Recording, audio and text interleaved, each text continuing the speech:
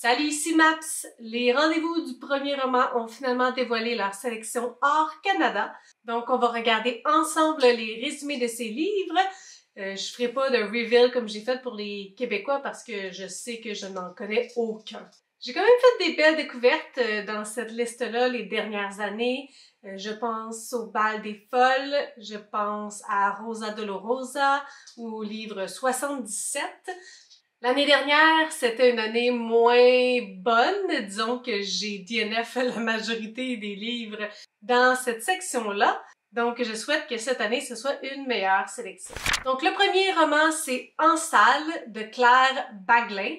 Ce que ça nous dit, deux récits alternés dans lesquels la narratrice raconte, d'un côté, son enfance marquée par la figure d'un père ouvrier, de l'autre, son travail dans un fast-food à l'âge de 20 ans, où elle fait l'expérience de la répétition des gestes, du corps mis à l'épreuve, du vide et de l'aliénation.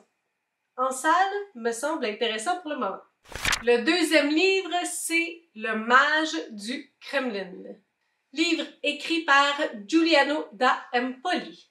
Retraçant la trajectoire hors norme du conseiller de Poutine, Le Mage du Kremlin, grand roman de la Russie contemporaine, offre une sublime méditation sur le pouvoir. On l'appelait le Mage du Kremlin. L'énigmatique Vadim K.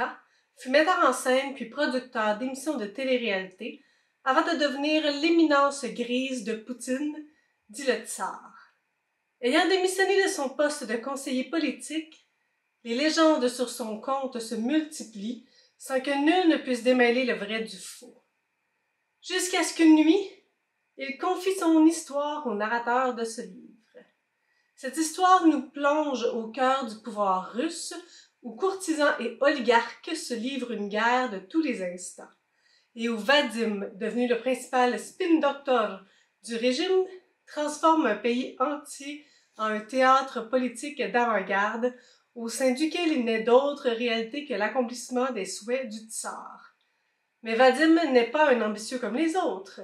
Entraîné dans les arcanes de plus en plus sombres du régime qu'il a contribué à construire, il fera tout pour s'en sortir, guidé par la mémoire de son grand-père, un aristocrate excentrique rescapé de la Révolution, et par l'envoûtante et impitoyable Ksenia, dont il est épris.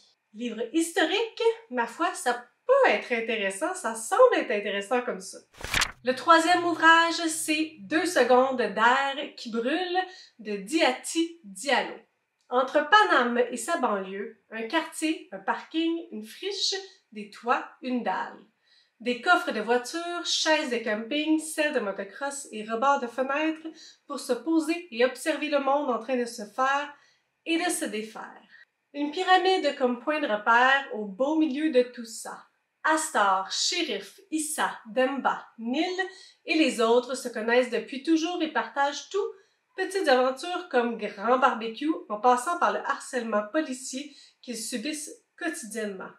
Un soir d'été, en marge d'une énième interpellation, l'un d'entre eux se fait abattre. Ouf! Une goutte, un océan de trop. Le soulèvement se prépare, méthodique, inattendu, collectif. Pour l'instant, c'est celui-là qui me touche le plus, qui risque d'être le plus dans mes cordes. Allons voir maintenant La Passagère d'Amélie Fonlup. Île du Cap-Vert, année 1960.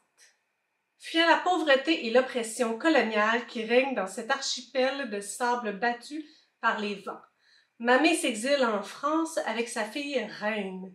Alors que Mamé a bientôt le mal du pays et finit par y retourner, Reine s'adapte et trouve un emploi d'aide ménagère. De son second mariage naît l'héroïne Léna, qui vit le sort des immigrés de seconde génération, écartelés entre des origines lointaines et son pays de naissance. Sa passion pour le piano qu'elle cultive assidûment auprès de son professeur de musique, M. Selmatch, l'aidera-t-elle à surmonter ses doutes et à s'ouvrir de nouveaux horizons? Quelle part de lumière et d'ombre du passé familial, de son héritage devra-t-elle perdre ou garder pour se réconcilier avec elle-même? Entre fresques générationnelles et romans d'apprentissage, Amélie Fonlup nous raconte d'une manière fine et sensible le destin d'une lignée de femmes courageuses, vivant chacune à leur façon l'épreuve du déracinement. Allons-y maintenant pour mon pauvre lapin de César, je ne sais pas comment dire son nom de famille, Morgiwitz. Heureusement, il y avait aussi ma mère et mes tantes pour me sortir de ma grotte. Toute la semaine, ma mère faisait du lobbying pour que je vienne chez elle le samedi soir. J'attendais un peu, peut-être par magie, j'allais avoir quelque chose d'autre à faire. Mais finalement, comme c'était soit ça, soit passer la soirée seule avec ma boîte de sardines, j'acceptais. Quand j'arrivais à Montreuil, j'étais le messie. Ma mère et ma petite sœur me couraient dans les bras en poussant des cris. « Est-ce que tu veux un verre de lait d'avoine pour l'apéro? » On se mettait dans le salon.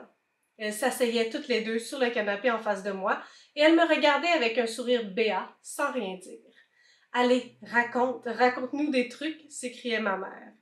Roman centré sur les relations que le narrateur entretient avec les femmes de sa famille, dont sa mère, sa petite sœur et sa tante. Oh, ça a l'air divertissant, quand même. Le 6e, c'est Les enfants endormis d'Anthony Passeron. 40 ans après la mort de son oncle Désiré, l'auteur interroge le passé de sa famille dans l'arrière-pays niçois depuis l'ascension sociale de ses grands-parents bouchers pendant les 30 glorieuses jusqu'à l'apparition du sida et la lutte contre la maladie dans les hôpitaux. Un récit de filiation mêlant enquête sociologique et histoire intime. On dirait qu'on a une thématique dans les romans hors Canada là, pour l'instant. On a quelque chose, beaucoup d'ouvrages très personnels. Ça, c'est littéralement comme un récit de l'histoire de sa famille.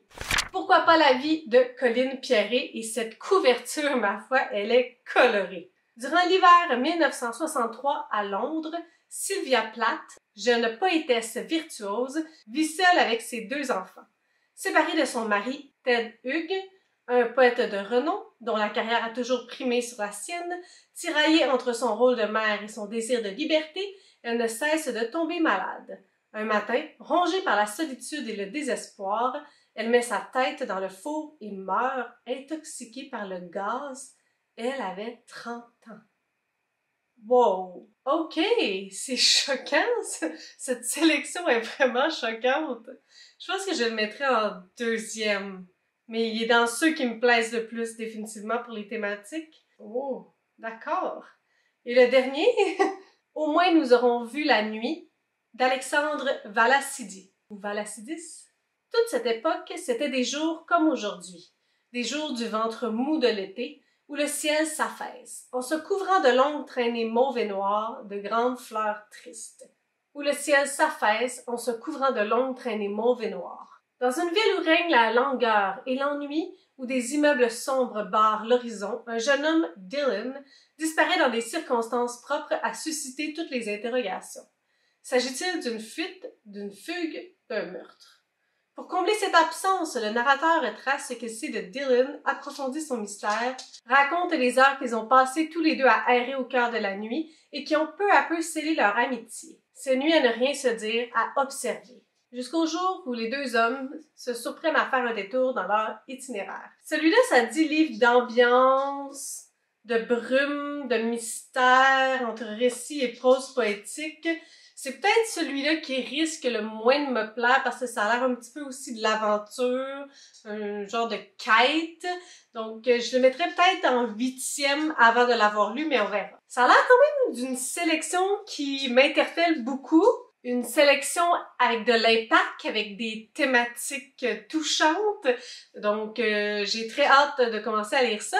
Lequel vous a le plus interpellé? Vous pouvez m'écrire ça en dessous de ma vidéo. Puis, on se reparle très bientôt une fois que j'aurai lu tous ces beaux livres. Sur ce, si vous avez des suggestions, des critiques, des commentaires, n'hésitez pas à le faire en dessous de ma vidéo.